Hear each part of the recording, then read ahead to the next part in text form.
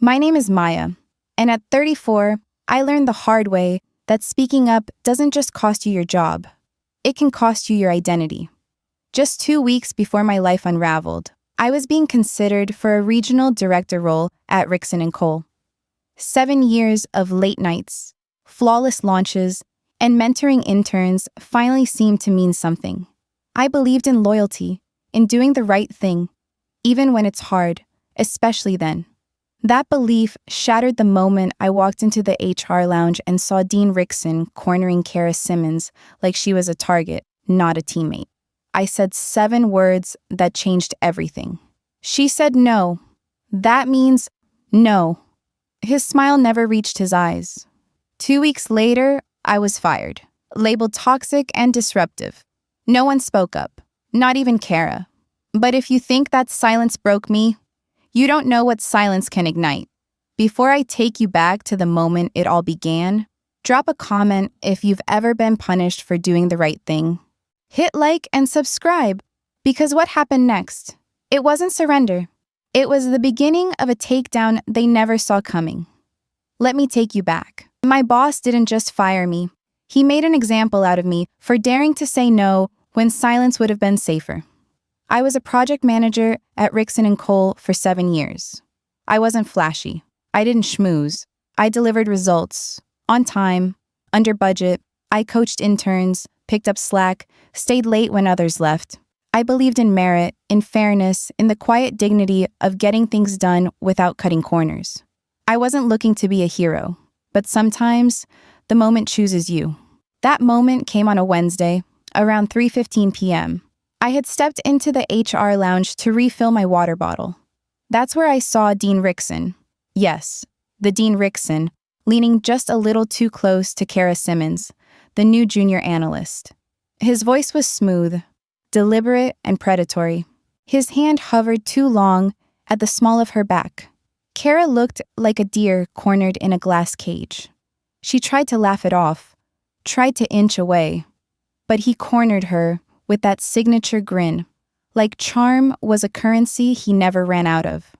I saw the fear in her eyes, the kind that begged someone to intervene without making it worse. So I did. I cleared my throat and said, loud enough for every listening wall to hear, "She said no. That means no."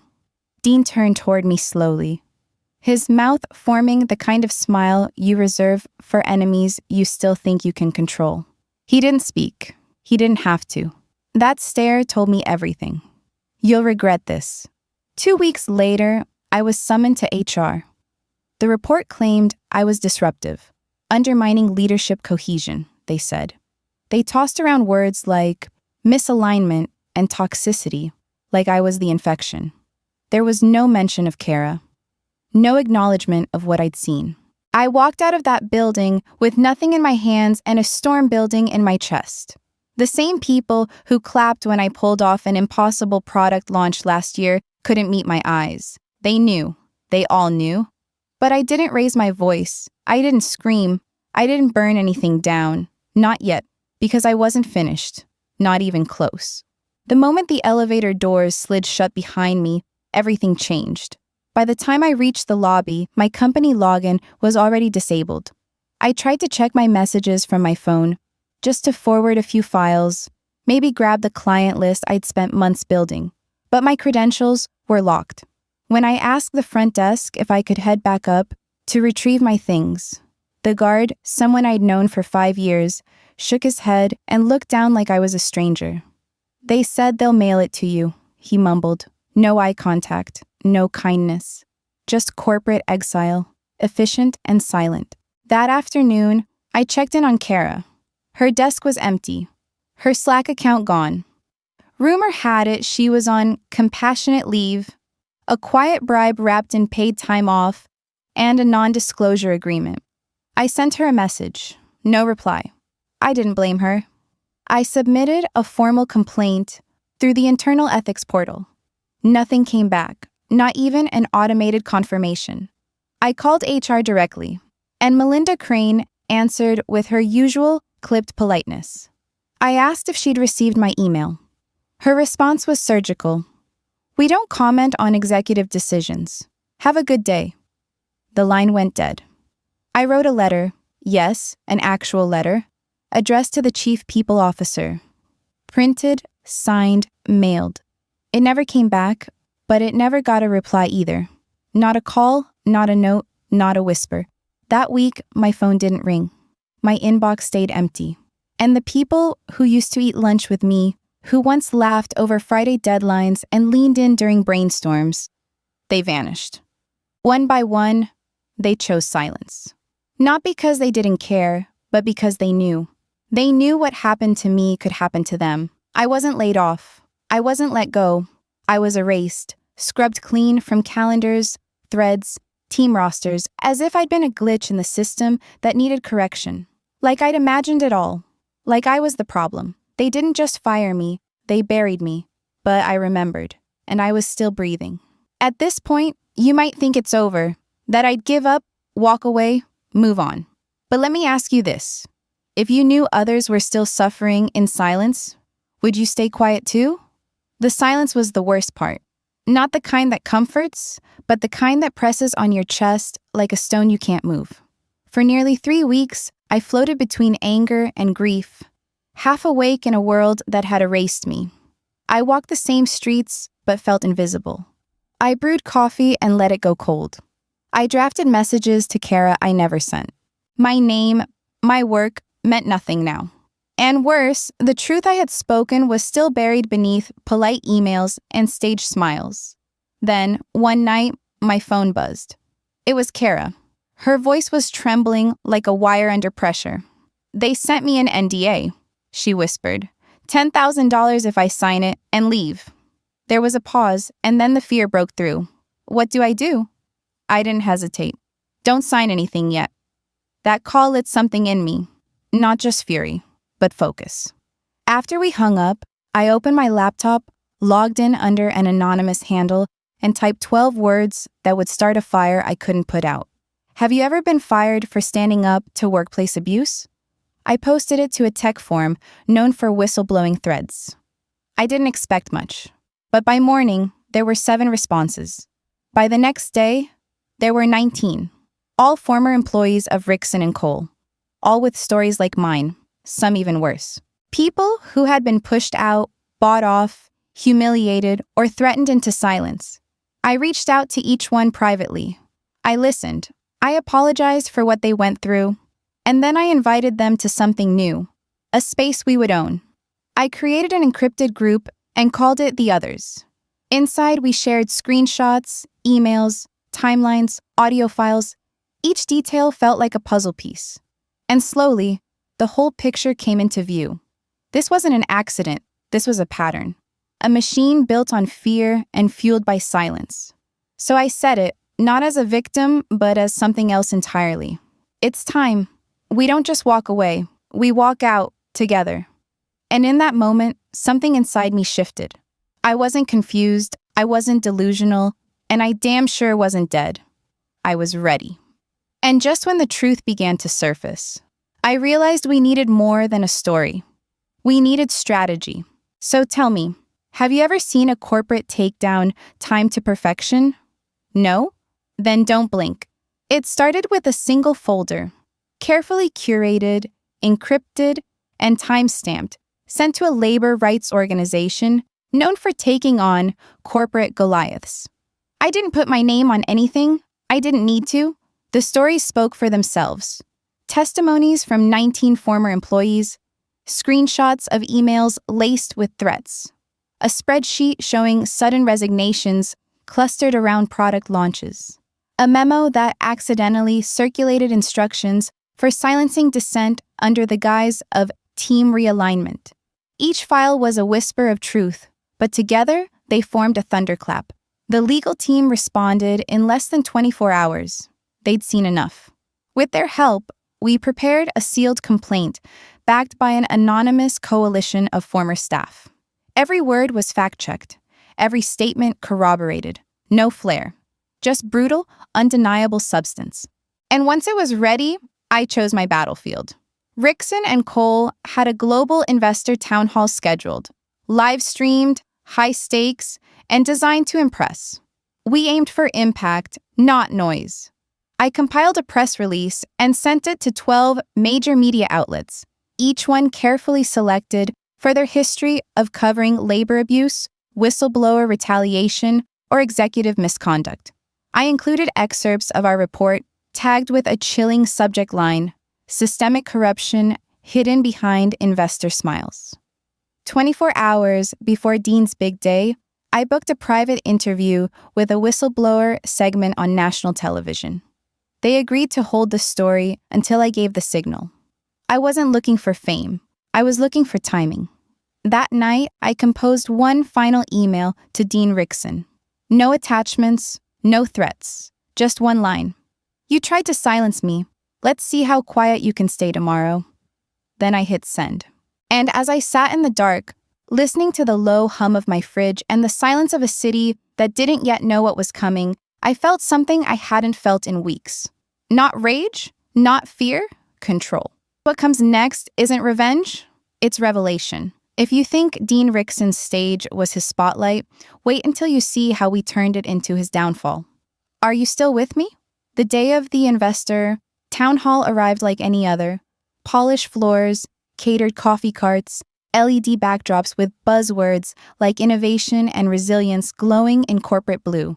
Dean Rickson, ever the showman, stepped onto the stage in his tailored navy suit, sleeves crisp, watch glinting under the lights. He flashed his signature half smirk at the camera crew, the kind of smile that had sealed investor deals and silenced doubters for years. He opened his arms like a preacher before a congregation and began, "At Rixon Cole, we believe in integrity, in growth, in valuing our people." That was when it started. 11 employees, all department heads, faces familiar to investors, stood up simultaneously, their microphones still clipped to their collars. The room stilled. A woman from finance stepped forward. Her voice didn't shake. "We will not stand with abusers," she said. "Effective immediately, we resign together." One by one, they dropped their company badges onto the polished stage floor. The sound echoed like thunder in a glass room. The live stream kept rolling. No one cut the feed. On social media, the hashtag or Rixon Walkout caught fire within minutes. Screenshots of abuse complaints, redacted NDAs, and emails from HR flooded the internet. Internal Slack messages had been archived and leaked. Anonymous testimonies poured into comment threads. In under 20 minutes, Rixon Walkout hit trending spot number 1 on Twitter. News outlets picked it up. Even rival companies began issuing statements of concern. Dean stood frozen mid-sentence. The color drained from his face. The hand that had once held champagne glasses, with investors now clutching the edge of the podium. "Security!" he shouted, voice cracking. "Turn it off! Shut it down!" But no one moved. No one answered. The control booth had gone dark, or had joined the walkout. Behind the scenes, the press release was already live. The whistleblower interview scheduled for broadcasts. The evidence dumped onto every major labor rights page. There was nothing left for him to spin. Dean Rickson stood on that stage, jaw clenched, chest rising too fast, searching for someone, anyone to fix it. But no one came. He went silent. For once, he couldn't talk his way out of it. That moment went viral. But what happened after, that's what made it legendary. Because sometimes justice isn't loud. It's the quiet unraveling of everything they thought they controlled. Ready for the twist? A week after the walkout, the collapse began in silence. It started with a whisper from the markets, shareholders dumping stock like it was radioactive. Then came the freeze. Rixon Cole's business accounts were suddenly flagged for irregularities. Payroll halted. Project budgets vanished. Investors ghosted. And just like that, the empire Dean Rickson had built on intimidation and polished lies began to rot from within. While his lawyers scrambled and his PR team spun thin air, I walked onto a nationally syndicated talk show beside Kara. We didn't name names. We didn't need to. We told our story, unfiltered, honest, and devastating. The host asked how it felt to go up against a giant. I didn't flinch. I wore a crisp white shirt that day. Nothing fancy, except for 6 simple words embroidered over my heart. Silence isn't loyalty, it's compliance. It said more than any speech ever could. Dean watched, of course. He had to. The world was watching. By the end of that week, he was forced to resign from the board of directors. Not with a bang, but with a whimper in the form of a terse press release that read like a polite obituary. No farewell speech, no handshake send-off, just the final curtain on a man who once believed himself untouchable. And me? I wasn't interested in revenge for revenge's sake. I wanted legacy. So I founded a nonprofit called Workplace Truth, a platform for those who'd been silenced, exploited, pushed out for doing the right thing. We offered legal aid, media strategy, safety. We gave people back their voices. Someone once asked me, "Why keep going? You already won." I smiled, just a small one. Because I was taught to finish what others try to bury. And this time, I was planting something that would grow where their silence used to live. Now, you've seen the fall. But stay close, because what I found after the dust settled might surprise you even more than the takedown itself. Healing has a power they never planned for. I moved back to the town where the trees still knew my name. The kind of place where mailboxes lean slightly from the weight of time and neighbors wave whether they know you or not. I rented a small cottage not far from where my mother lived, on a road that curved like memory, tucked between wildflower fields and streets that smelled like honeysuckle in the summer. It wasn't glamorous, it wasn't loud. It was quiet in the most healing way. Each morning, I woke before the sun, when the mist still clung to the hedges and the world hadn't remembered how to rush yet. I'd brew a cup of mint tea, fresh leaves from the garden I was slowly nursing back to life. The soil here had hardened from years of neglect, just like me, but it softened with patience and water. I planted lavender first, then rosemary, then daisies, just because they felt defiant in their cheerfulness. I didn't return to corporate work. I didn't want a glass building or a title on a door. Instead, I found myself standing in front of a circle of young women every Tuesday morning at the local community center, teaching them how to speak with confidence, how to hold eye contact, how to say no without apology. Most were barely out of high school. Some were mothers already. Some were survivors of things no one should have to survive. But when they sat in that circle and called each other by name, something unspoken stitched them together. And in that space, I found something I hadn't felt in years. Purpose without pressure. My mother never asked what really happened in the city. She simply hugged me the day I arrived and said, "Took you long enough." She always left the porch light on. She always made more food than 2 people could eat. And sometimes, in the soft lull between dinner and dishes, we'd sit in the living room with the windows cracked open, listening to the sound of wind brushing through the trees like an old song. One afternoon, a letter arrived. Not typed, not scanned, not delivered by lawyer or journalist or foundation donor. It was a card, blue, with painted poppies on the front, and inside was Kara's handwriting. Neat, rounded, with the occasional ink smudge that made it feel all the more human. She wrote, "You gave me back my voice. Thank you. I start grad school next month. I'm nervous, but I'm going." I held the card for a long time, not because I didn't know what to say, but because I didn't need to say anything. My smile came slowly, the kind that rises not from triumph, but from something deeper, peace. Not the peace that comes after a war, but the kind that plants itself in your bones when you realize you no longer have to explain why you fought. Some days I still thought of Dean Rickson, not with anger, but with clarity. People like him thrived on silence, on fear, on the illusion that power was permanent. But power, I had learned, was loudest when it was shared, and most fragile when it was stolen. He no longer haunted headlines. His name had quietly disappeared from press releases, boardrooms, and even the company's Wikipedia page. A footnote to his own undoing. Devin Wu sent me a link one night. an anonymous testimonial thread posted under the name The Ones Who Stayed Awake. Hundreds of stories, from people across industries, countries, generations. One wrote, "When I saw the walkout, I cried. Not because it happened, but because it meant I wasn't crazy for wanting something better." That night, I didn't reply.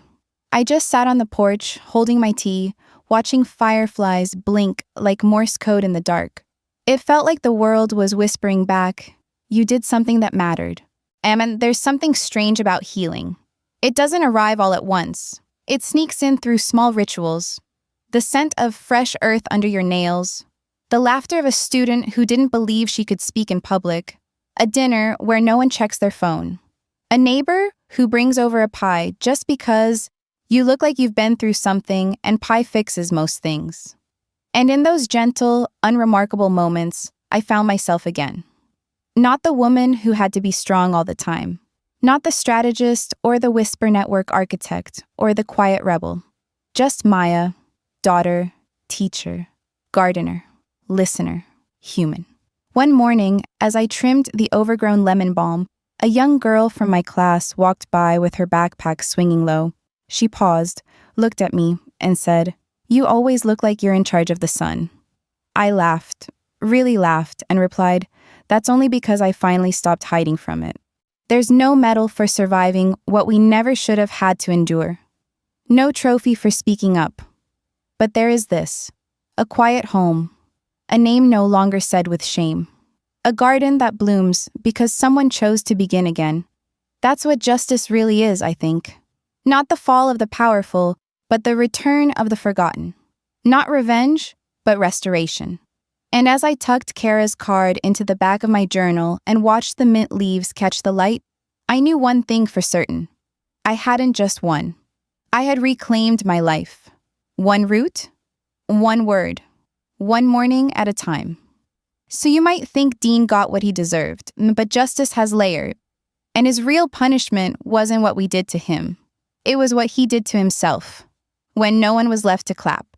Dean Rickson didn't disappear overnight. Men like him rarely do. They linger, first in headlines, then in speculation, then in silence. After his resignation, after the investors fled, after the walls of his empire crumbled beneath the weight of its own corruption, Dean tried to reinvent himself. The word was he was launching a leadership consultancy startup, a new age business where he'd teach rising executives about resilience, branding, and corporate culture. The irony would have been comedic if it weren't so desperate. He hosted a webinar. 3 people showed up, none invested. I didn't follow his every move. I didn't need to. When people burn their own bridges, all you have to do is wait for the smoke to clear. But sometimes, the aftermath comes to find you. I remember the video. It wasn't professionally shot, just a shaky phone recording posted anonymously, barely 30 seconds long. Dean stepping out of a courthouse, his once impeccable suit now wrinkled and slightly oversized. His hair no longer polished, just graying and damp from the rain. He carried nothing. No entourage. No driver. No briefcase. Just a single manila folder clutched under one arm like a lifeline. He didn't speak. He didn't wave. He didn't even look up. The sound of the door closing behind him felt like a punctuation mark, one that didn't need words. There were no reporters, no fans, no paparazzi. Just the sound of his own footsteps echoing on wet pavement and the occasional car horn in the distance, not meant for him. The man who used to fill boardrooms with charisma now looked like he barely filled his own shadow. That video quietly spread through the same circles that once held his name in awe. No one reposted it with commentary. They didn't need to. The footage spoke for itself. There is a silence that doesn't come from censorship. It comes from irrelevance. I watched it in my kitchen. The video paused at the moment his eyes flicked up just once, scanning the empty sidewalk as if searching for someone, anyone, to witness him. I didn't feel smug. I didn't feel pity. I felt distance. The kind of distance you feel from someone you once feared, and now only remember in passing. I said nothing. I just sipped my tea and thought, now he knows how it feels to be dismissed. Not long after, news trickled in through quiet sources. Jordan, Devin, even Kara heard pieces. Dean's wife had filed for divorce. No press release, no messy tabloids. Just a name scratched off a mailbox and a moving truck that arrived early and left fast. His mansion in the hills went dark. Curtains always drawn. No more parties. No more visionary brunches. No more curated photos of charity galas and inspirational panels. I imagined him walking through those marble halls alone, listening to his own footsteps bounce off stone floors. Maybe he played the old videos of himself giving speeches, searching for the spark he thought he could never lose. Maybe he reread his own bios, the ones that used to list awards and titles, now reduced to broken hyperlinks. Maybe he stared at a phone that never rang, watched emails that no longer pinged. I don't know. And I didn't need to. The tragedy of Dean Rickson wasn't his downfall. It was that he thought he was untouchable until the world simply chose to stop listening. And the truth is, justice didn't arrive in a courtroom or with a headline. It arrived in the quiet erosion of everything he once built with fear. In the way he had to scroll past his own name being erased from company records. In the way people who used to answer his calls now sent them to voicemail. In the way that no matter how many new ideas he pitched, the stain on his legacy never came out. What haunted him most wasn't me. It was the memory of control, now turned ghost. And so, Dean Rickson faded, not in a blaze of glory or disgrace, but in stillness, in the absence of applause, in the spaces where power used to follow him like perfume, and now hung stale in the air. That was the real end, not because someone destroyed him, but because he no longer mattered enough to fear. His silence spoke volumes. But what I did next? That's the part I want you to remember. Because legacy isn't about who falls, it's about what rises in their place. Every Monday morning, I log in. No makeup, no spotlight, just a quiet camera, a full mug of tea, and the soft hum of lavender blooming outside my window. The online course I created, Speaking Up Isn't a Risk, It's a Right, wasn't meant to be revolutionary. It was meant to be accessible, free. No signups, no fees. Just my story, raw and unpolished, shared in modules stitched together by honesty, case studies, and courage. At first, I thought maybe a handful of people would watch. A few curious souls. Maybe a friend from the old network. But the emails started coming in by the second week. Not from journalists or activists or big voices with platforms. From cashiers in Idaho, teachers in Georgia, a factory worker in Ohio who had never spoken to anyone about what her manager did to her after hours. A retired nurse in Brooklyn who said she'd once been forced out quietly for reporting a doctor's misconduct. A student who said my voice helped her realize her silence wasn't consent. They thanked me for telling the truth, not because it was grand or polished, but because it gave them permission to believe their own. Some wrote just a single sentence. Others sent paragraphs laced with rage and hope and trauma. I printed many of them. I kept them in a wooden box my father once gave me, back when I believed the world could still be fair if you played by the rules. I keep that box beside my desk now, not as a monument to pain, but to proof that the truth does travel, that courage echoes even when spoken softly.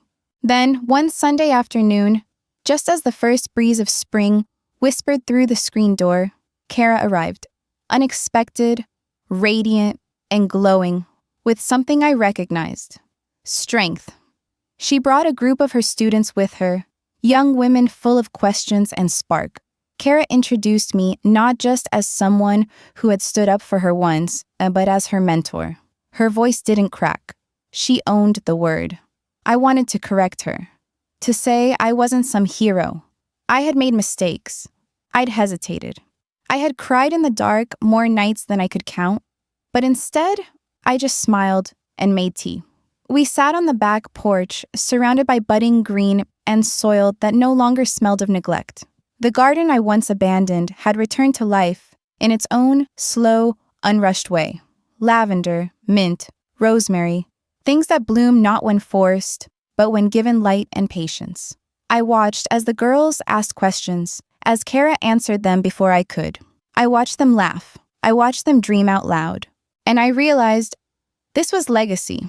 Not headlines, not court victories, but the ripple effect of one person deciding to say, that's enough.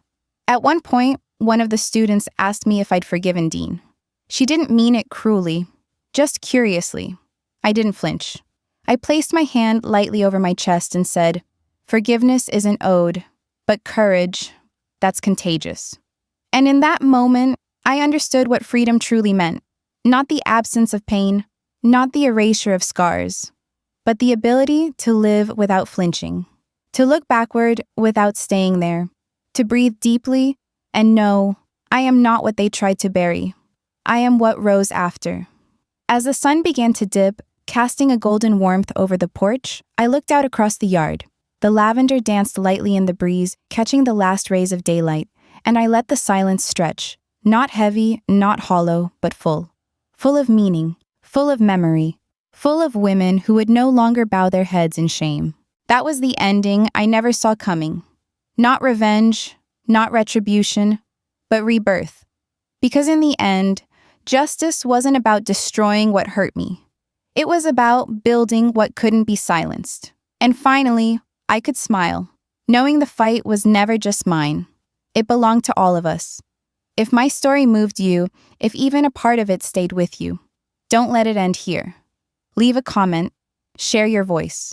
And if you believe in stories that fight for justice, hit like and subscribe. I promise. This is just one of many truths waiting to be told.